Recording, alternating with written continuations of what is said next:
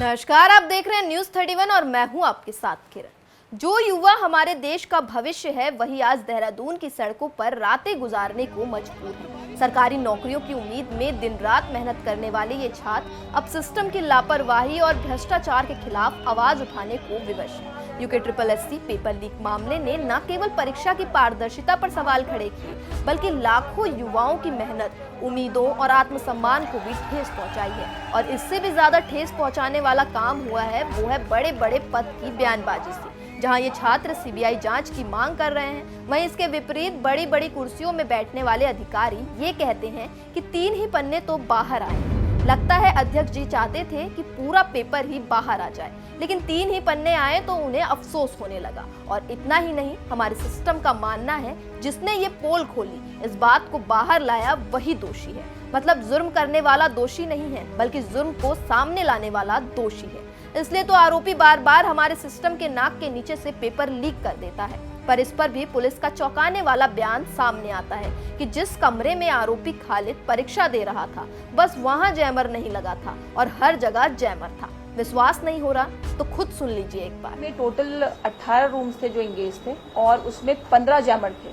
तो कुछ ऐसा होता है कि जो जैमर की रेंज है वो 10 मीटर है, 15 मीटर है, तो बीच में किसी रूम को छोड़कर वो लगा रहे थे। जैसे कि 9 नंबर उन्होंने छोड़ दिया जो कि जिसमें कि खालिद बैठा हुआ था, वो छूटा है। वो किस वजह से छूटा है इसलिए वो हमारे संदिग्ध के घेरे में है।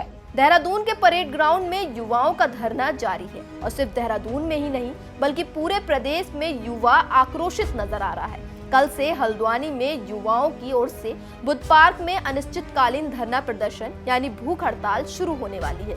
इस बार युवा हार मानने वाली बिल्कुल नहीं है। दरअसल वोट चोर का नारा तो सबने सुना, लेकिन सरकार पर अब बच्चा चोर का इल्जाम भी लग चुका है। आपको पूरा प्रकरण बताते हैं। दरअसल प्राइवेट कॉलेज के छात्रों को बसों में भरकर परेड ग्राउंड ले जाया जा रहा है और उन युवाओं के खिलाफ खड़ा किया जा रहा है जो पेपर लीक के खिलाफ लड़ाई लड़ रहे हैं। उनसे जबरदस्ती युवाओं के खिलाफ नारे लगवाए जा रहे हैं। यानी जब बयानबाजी से भी बात नहीं बनी तो युवाओं को 2 गुटों में बांटने की कोशिश की गई।